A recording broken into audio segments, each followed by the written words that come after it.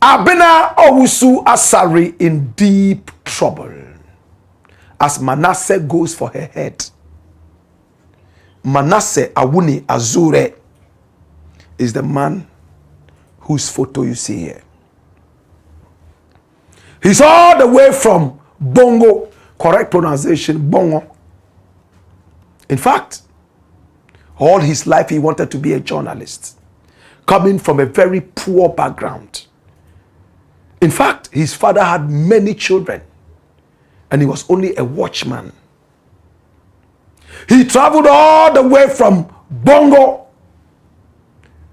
to the south to be able to manage people's farms in order to feed his family. And any money he got, he sent a big chunk of it to his family in Bongo in the Upper East region, very close to Bolgatanga. Then at a point, the father decided that he would bring his whole family to the south. And that was where he continued going to school.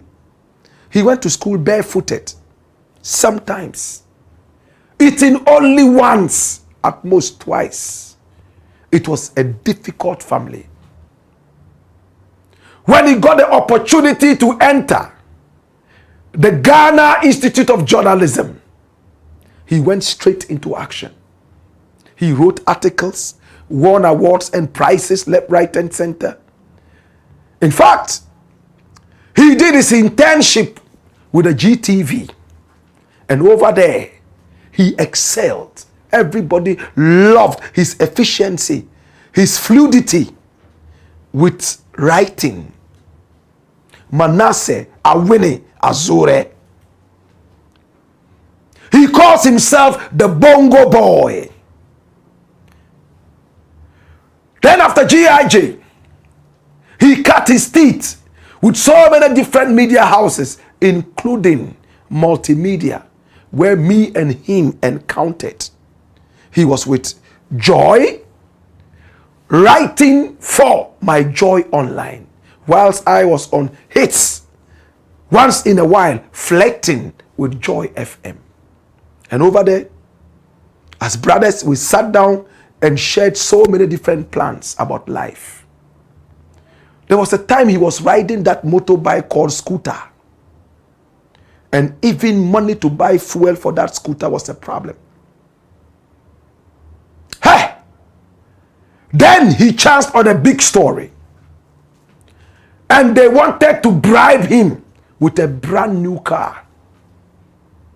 He came to the newsroom and then he mentioned how much somebody wanted to bribe him. And he rejected the bribe. Many would have said, you are riding this scooter. Once in a while, in the middle of the road, you have to stop and check if the plug is dirty or not and clean it with petrol. Before you move, take the car. That is what almost everybody is doing, but not the Bongo Boy. Now, he didn't take it. Then he also told us his own story. How, if in the whole of his journalism work, there was a way he could drop one story, not because of a bribe, but because of the sentiments that inundated the whole circumference of the story. It would have been one story he chased in Takrady. It was the story of Ali Gabasa. Find a photograph of Ali Gabasa. Ali Gabasa is a medical doctor in Ghana. The Jehovah's Witnesses love him. Ali is spelled A-L-I. Gabasa is G-A-B-A-S-S. I think it's Ali Gabas. The name is Ali Gabas. Not Gabasa. Gabas. Ali Gabas was a doctor who knew his work so much. He was foreign trained. In fact, Europe trained. The Jehovah's Witnesses loved him because he could do surgery without blood being poured out that much. And you know Jehovah's Witnesses and their blood issue. They were all going there. And he supported the Muslim society right there in Takoradi and beyond, even helping sometimes with the building of mosques. The Muslims loved him. Little did they know that he was gay. And you know Islam and homosexuality. He met a little boy. My brother, my sister, schooling here in Accra. We want to keep the name of the boy and keep the name of the school, for obvious reasons. And he was sleeping with the boy. Yet Ali Gabas, this man, was married. But he wasn't enjoying his wife's food. He loved the food from little boys. Till the little boy felt so bad and confessed to his friend, who found a way of getting to Manasseh. And Manasseh investigated the story. First, he went to this man's office in Takoradi. And when he got there, he introduced himself. He thought he was coming to interview him about his exploits in Takoradi and all the wonderful things that he had done for the Muslim community and the Jehovah's Witnesses and many more. When Manasseh told him why he was there, he started to scream, "Oh, Ya Allah! Oh, Ya Allah! Oh, Abinga Sanu Kunya! Oh, Ya Allah! Oh, this thing, I've tried to stop it. Oh, I've tried. Oh, Allah! Oh, Allah! Oh, Najukunya! Oh, Najukunya!" That was what he said. And if you listen to the tape, you will cry. I was privileged to listen to the whole tape, and I even played it on radio. This man, he confessed to Manasseh that yes, he did it. But the boy started exploiting money from him. And it came out that the little boy actually had HIV/AIDS. Did he get it from this man? When the test went on, they found out that this man didn't have it, but the little boy had it. How did it happen? So the little boy, after sleeping with this man, enjoyed the money that was coming from him and probably started to sleep with other men who could give him. The last time I checked, I couldn't find the boy. I don't want to say what I want to say. Maybe nature has taken its course. Ali Gabas ended up going to prison. And whilst in prison, the Muslim community visited him. And you can see some man at the back there who looked so Muslim, wearing his hat, and he was supported. Many other Muslims pulled back. Shegedam Banza. Asheme Chinsuli Anifa. La ilaha illallah. She zona muna sallah. She muche muna kama anushi muna salamu alaikum. Ashe la ilaha illallah. Shegedam Banza. Mechinsuli. You didn't hear it from me. He went to jail. Whilst he was in jail, he was still performing as a doctor, teaching people. He's a good man. Then he got amnesty, and they took him out of jail. From that time, he's been so quiet. Many said he relocated to Europe. Others have said that once in a while he comes in. What happened to his marriage is for another discussion, because today it's about Manasseh. Manasseh said he wept when the man was begging him. He said, "Oh, Manasseh, please give me a chance. If you take this matter out," look, my eyes are tearing. Wow. "If you take this matter out, I'll go to jail. And if I go to jail, it's not going to help you, neither is it going to help Ghana. I help the society a lot. I am a doctor. We don't have so many doctors in Ghana that do what I do. Give me a chance. I promise you that I will stop. This demon, I fought it over and over." Manasseh said, "Okay, my bosses sent me to do this interview. When I go back, I'll talk to my bosses and tell them your sentiments. I'll get back to you." And he left. When he came, He gave the story to Elvis of blessed memory. He died a couple of years ago, who was then the chief editor of My Joy Online and more. And Elvis said, Manasseh, principle is principle. Crime is crime. It doesn't matter how much people beg. In fact, I get inspired sometimes by Manasseh. People think that I have the courage and I have the power and effrontery to do what I do. But some of these people inspire me too. We inspire each other. Like the Bible says, iron sharpened iron. So the story had to go. And when Manasseh put it out, he went to jail. He came out of jail. This is the Manasseh I'm talking about. Incorruptible. His poverty will not let him take a penny from you. If you give him a gift, he will accept it. But if it is to sway him, he will stay like that. He resigned from joy. And nobody ever told you why. Can I tell you? Can I tell you? Or should I keep it? You know why he left joy? There was a story that came out. And the Nana Addo regime came back and rebutted that story in the eye of the Republic. Do you remember? Militia in the eye of the Republic. He said that there was a certain militia that was training in military places. And the Nana Addo regime came out and fought it very hard that it wasn't true and vilified him. And he felt that his station didn't support him. They wrote an apology to the Republic, to Nana Addo and his people, on his behalf and the behalf of the station. He felt that the station had betrayed him. Look at a man of principle. He told the station that I didn't apologize. You apologized and you dragged me into it, making me feel that the work I did was not correct. I resigned. And he left. He never tells this story. But insiders like us, we know it and we will tell it.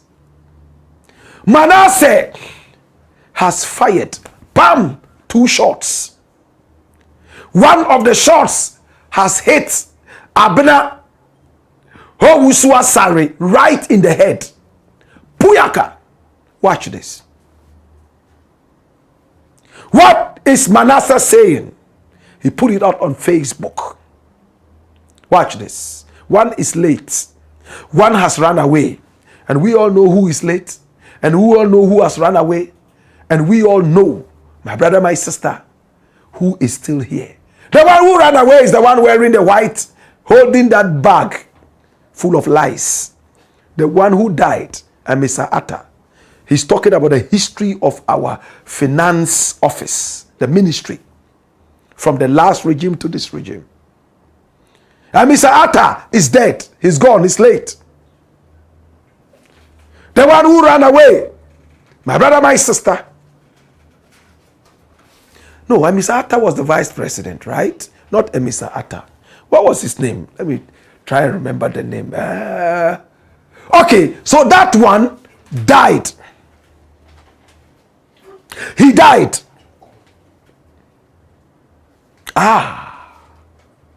Okay. There was John Kuma. Do you all remember? John Kuma. He died. Mr. Atta also died. But Mr. Atta was a vice president.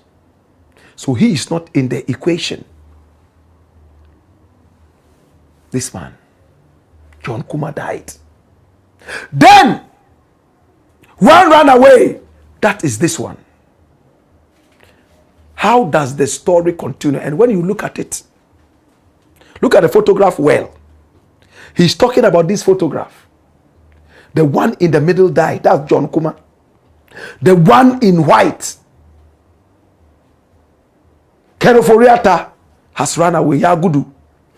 Then, this one What is the story? So you see, one is late. One has run away, leaving behind a trail of dirty footprints. Wow.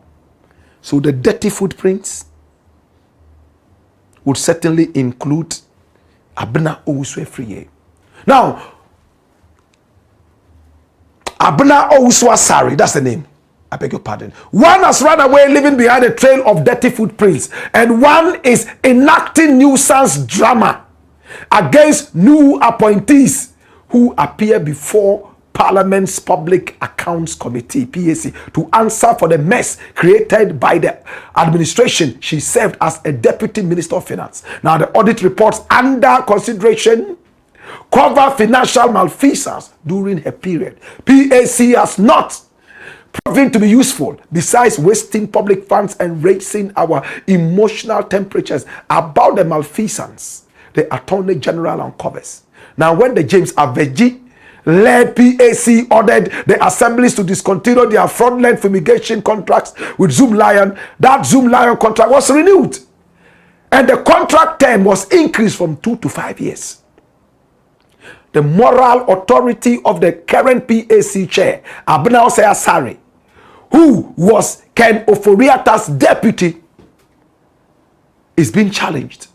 But the bigger question should be the usefulness of the annual drama we witness at the PAC sittings. That's it. Manasseh is saying people are so interested in this regime that just went by. The finance ministry, one man is dead. The other one has run away. Now the third one is being challenged. Her moral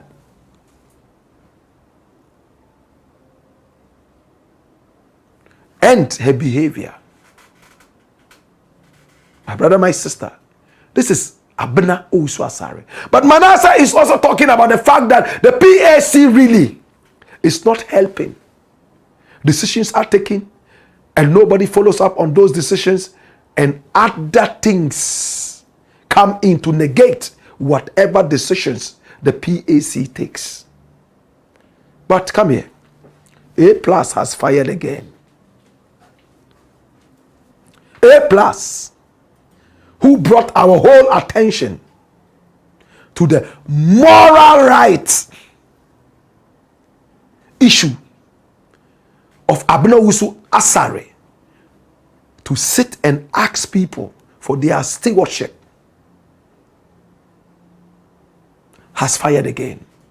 He has written a letter formally to the Speaker of Parliament, and he made us know this on Facebook. I have formally written to the Right Honourable Speaker of Parliament to request his support for the removal of Honourable Abena Osei-Asare as chairperson of the Public Accounts Committee. Now, this step is to protect the integrity and dignity of Parliament, especially the committee tasked with ensuring accountability in the management of public funds. It is important to note, and Ghanaians must be fully aware, that all the matters currently before the Public Accounts Committee occurred under the leadership of Abena Osei-Asare when she served as Deputy Minister of Finance.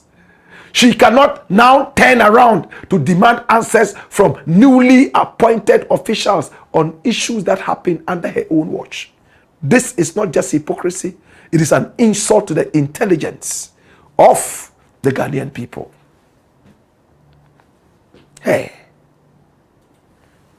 So the new appointees are brought on to answer questions of malfeasance that happened, most of which in the regime that she, Abena, presided over with her bosses. One dead and one has become a fugitive.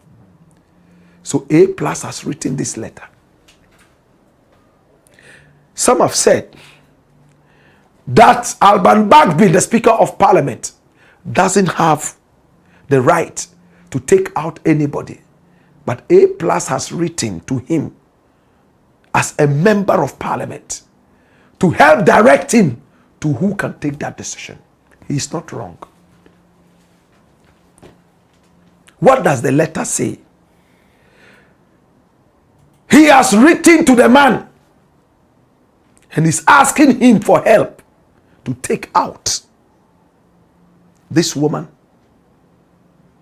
who doesn't have the moral right to question people who she helped to create a big mess for.